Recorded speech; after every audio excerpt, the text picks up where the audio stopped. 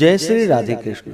आइए आज आप सब सुनेंगे 32 पूर्णमासी व्रत की कथा। तो बोलिए प्रेम से भगवान विष्णु की जय, माता लक्ष्मी की जय, भगवान भोलेनाथ की जय, माता पार्वती की जय, सर्व देवी देवता की जय। बहुत समय पहले की बात है। एक बार मैया यशोदा ने भगवान श्री कृष्ण से पूछा कि हे कृष्ण, तुम सारे संसार के उत्पन्न करता, पोषक तथा उसके संहार करता हो। आज कोई ऐसा व्रत मुझे कहो जिसके करने से मृत्यु लोक में स्त्रियों को विधवा होने का भय न रहे तथा यह व्रत सभी मनुष्यों की मनोकामनाएं पूर्ण करने वाला हो। तब भगवान श्री कृष्ण कहने लगे कि हे माता, आपने बड़ा ही सुंदर प्रश्न किया है। मैं आपसे ऐसे ही व्रत को सविस्तार कहूँगा। सौभाग्य की प्राप्ति के लिए स्त्रियों को 32 पूर्णमासियों का व्रत करना चाहिए। इस व्रत के करने से स्त्रियों को सौभाग्य संपत्ति मिलती है। यह व्रत अचल सौभाग्य को देने वाली एवं भगवान शिव के प्रति मनुष्य मात्र की भक्ति को बढ़ाने वाला है। यशोदा माता ने कहा कि हे कृष्ण, सर्वप्रथम इस व्रत को मृत्यु लोक में किसने किया था, इसके विषय में मुझे सविस्तार कहो। भगवान श्री कृष्ण कहने लगे कि इस भूमंडल पर एक अत्यंत प्रसिद्ध राजा, जो कि चंद्रहास नाम से पालित अनेक प्रकार के रत्नों से परिपूर्ण कातिका नाम की एक नगरी थी। वहाँ पर धनेश्वर नाम का एक ब्राह्मण रहता था और उसकी स्त्री अति सुशीला रूपवती थी। दोनों ही उस नगरी में बड़े ही प्रेम के साथ रहते थे। घर में धन धान्य आदि किसी भी वस्तु की कोई कमी नहीं थी। उनको एक बड़ा सा दुख था कि उनके पास उनकी कोई संतान नहीं थी। इस दुख से वह अत्यंत दुखी रहते थे। एक समय एक बड़ा तपस्वी योगी उस नगरी में आया। वह योगी उस ब्राह्मण के घर को छोड़कर अन्य सब घरों से भिक्षा लाकर भोजन किया करता था। रूपवती से वह भिक्षा नहीं लिया करता था। उस योगी ने एक दिन रूपवती से भिक्षा न लेकर किसी अन्य घर से भिक्षा लेकर गंगा किनारे जाकर भिक्षान्न को प्रेम पूर्वक खा रहा था कि धनेश्वर ने योगी का यह सब कार्य किसी प्रकार से देख लिया। अपने भिक्षा के अनादर से दुखी होकर धनेश्वर योगी से बोला कि हे महात्मन, आप सब घरों से भिक्षा लेते हैं, परंतु मेरे घर की भिक्षा कभी भी नहीं लेते। इसका क्या कारण है? योगी ने कहा कि निसंतान के घर की भीख पतितों के अन्न के तुल्य होती है, और जो पतितों का अन्न खाता है वह भी पतित हो जाता है। क्योंकि तुम निसंतान हो, अतः पतित हो जाने के भय से मैं तुम्हारे घर की भिक्षा नहीं लेता हूँ। धनेश्वर यह बात सुनकर अपने मन में बहुत दुखी हुआ और हाथ जोड़कर योगी के पैरों में गिर पड़ा तथा अंतर्भाव से कहने लगा कि हे महाराज, यदि ऐसा है तो आप मुझको पुत्र प्राप्ति का उपाय बतलाइए। आप सर्वज्ञ हैं, मुझ पर अवश्य ही कृपा कीजिए। धन की मेरे घर में कोई कमी नहीं, परंतु मैं पुत्र न होने के कारण अत्यंत दुखी हूँ। आप मेरे इस दुख का हरण करें।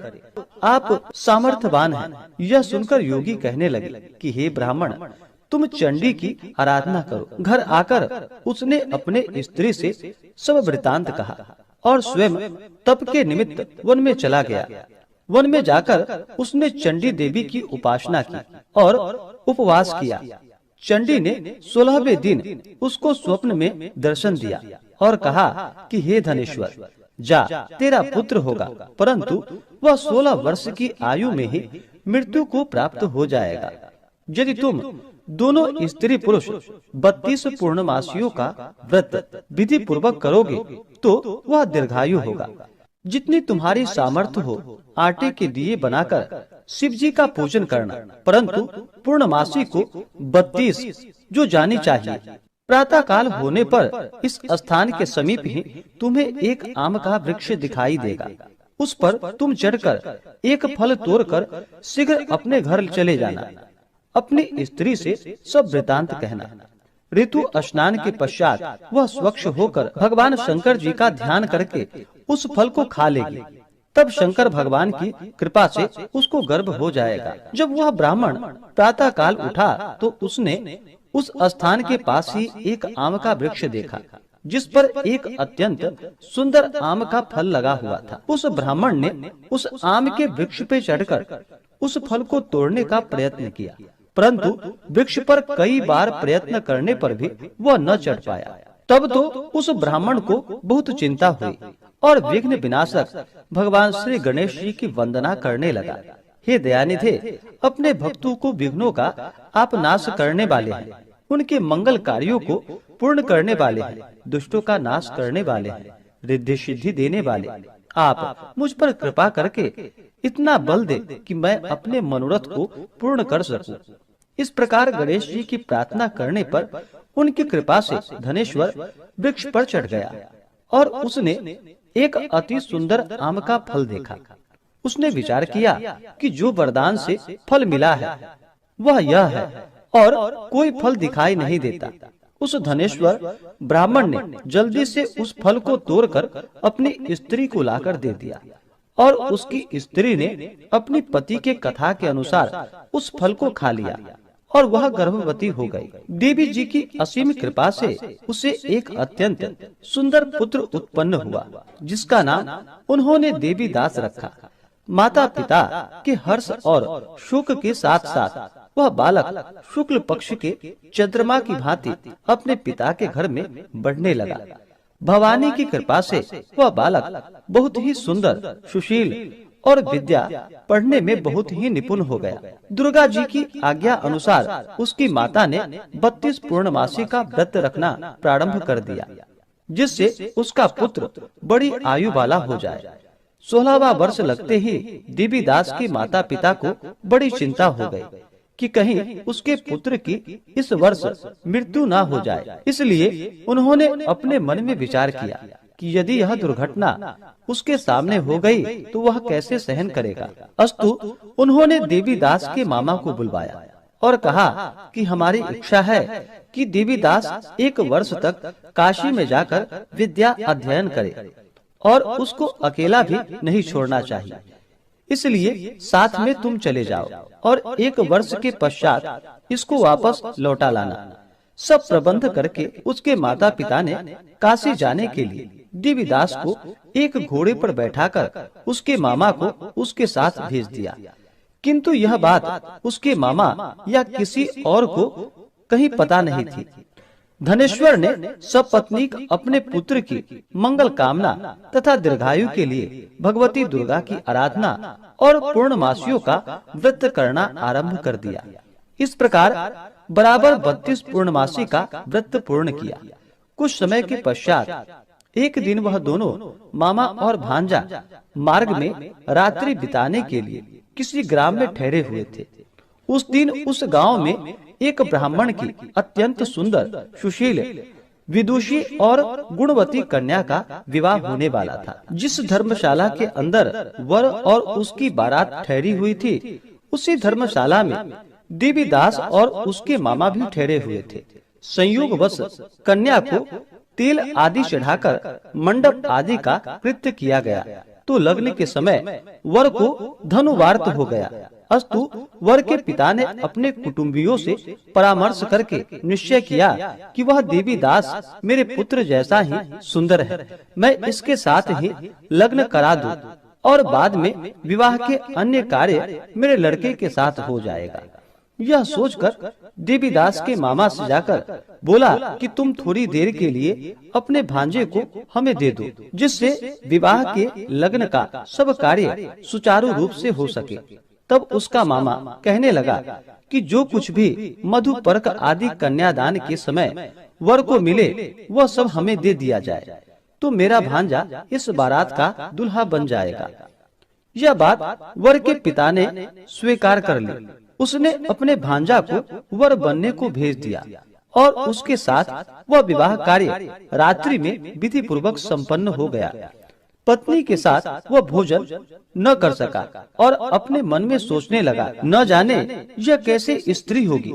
वह एकांत में इसी सोच में गर्म निश्वास छोड़ने लगा। तब उसकी आंखों में आंसू भी आ गए। तब वधू ने पूछा कि क्या बात है, आप इतने उदास व दुखी क्यों हो रहे हैं? तब उसने सब बातें जो वर के पिता व उसके मामा में हुई थी उसको बतला दी।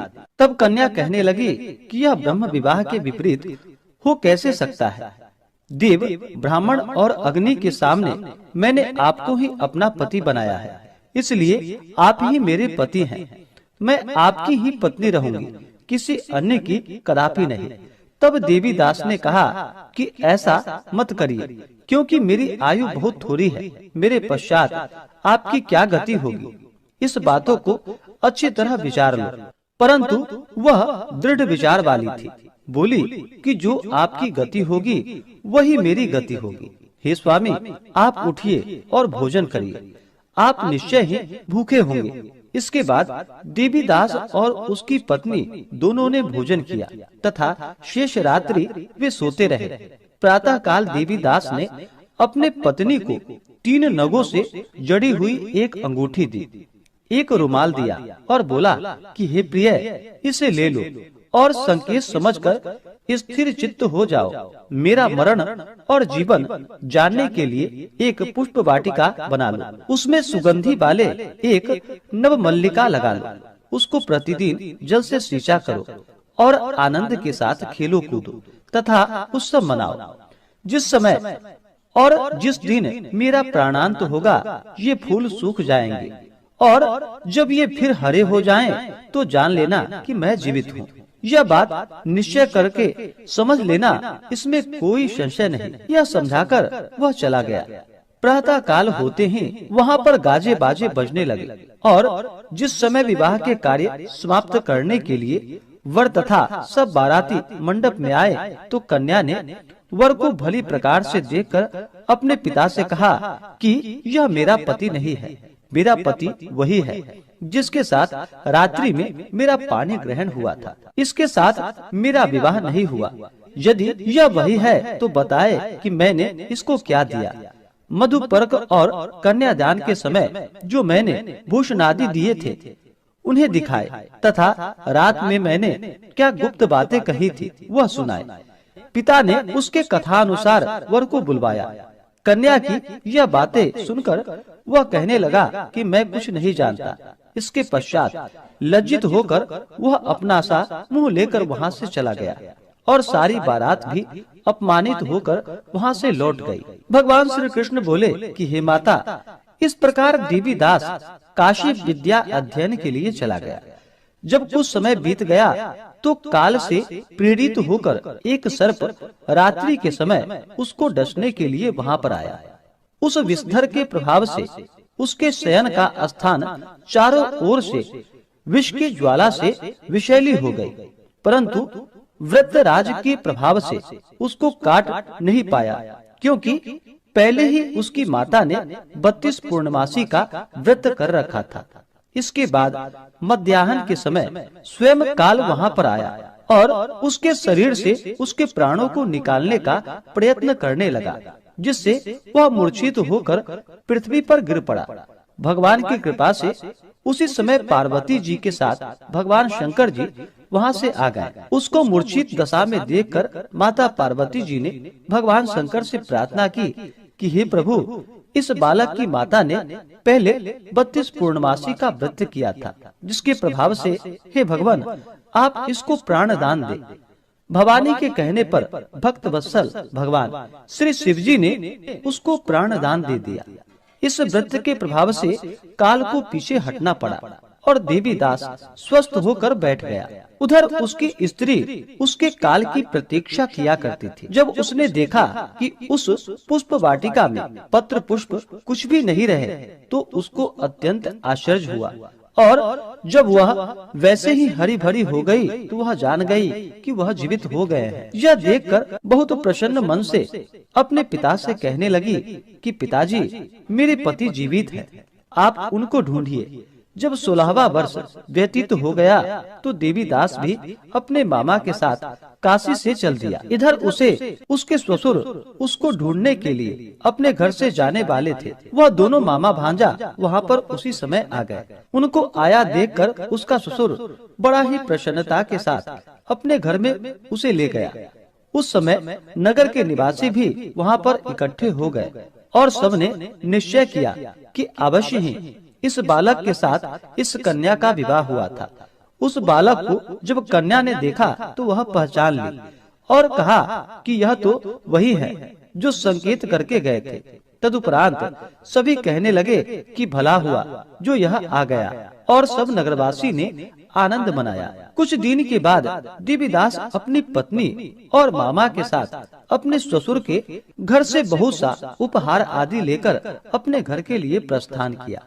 जब वह अपने गांव के निकट आ गया तो कई लोगों ने उसको देखकर उसके माता पिता को पहले ही जाकर सारी खबर बता दी। तुम्हारा पुत्र देवीदास अपनी पत्नी और मामा के सहित आ रहा है। ऐसा समाचार सुनकर पहले तो उन्हें विश्वास ही नहीं हुआ, किंतु जब और लोगों ने भी आकर उनकी बात का समर्थन किया तो उनको बड़ा आश्चर्य हुआ। लेकिन थोड़ी देर में ही देवीदास ने आकर अपने माता पिता के चरणों में अपना सिर रखकर उन्हें प्रणाम किया और उसकी पत्नी ने अपने सास व ससुर के चरणों को स्पर्श किए तो माता पिता ने अपने पुत्र और पुत्र वधू को अपने हृदय से लगा लिया और दोनों की आंखों में प्रेमाश्रु बहने लगे। अपने पुत्र और पुत्र वधू के आने की खुशी में धनेश्वर ने बड़ी भारी उत्सव किया और ब्राह्मणों को भी बहुत सी दान और दक्षिणा देकर ब्राह्मणों को संतुष्ट व उन्हें प्रसन्न किया। भगवान श्री कृष्ण जी कहने लगे कि इस प्रकार धनेश्वर 32 पूर्णमासियों के व्रत के प्रभाव से पुत्रवान हो गया। जो भी स्त्रियां इस व्रत को करती हैं वे जन्म जन्मांतर में वैधव्य का दुख नहीं भोगती और सदैव सौभाग्यवती रहती हैं। यह मेरा वचन है, इसमें कोई भी संदेह नहीं है। यह व्रत पुत्र पौत्रों को देने वाला तथा संपूर्ण मनोकामनाओं को पूर्ण करने वाला है। 32 पूर्णमासियों के व्रत करने से व्रती की सभी इच्छाएं भगवान शिव जी की कृपा से पूर्ण हो जाती हैं। तो बोलिए प्रेम से भगवान विष्णु की जय, माता लक्ष्मी की जय, भगवान श्री कृष्ण की जय, भगवान भोलेनाथ की जय, माता पार्वती की जय, सर्वदेवी देवता की जय। तो आशा करता हूँ कि यह जानकारी आपको अच्छा लगा हो। ऐसे ही ज्ञानवर्धक जानकारियाँ प्राप्त करते रहने के लिए चैनल पे अगर आप पहली बार आए हैं तो चैनल को लाल बटन दबा करके सब्सक्राइब करें, साथ में बेल आइकन घंटी को दबाएं ताकि आने वाली वीडियो का नोटिफिकेशन आपको समय से मिलता रहे।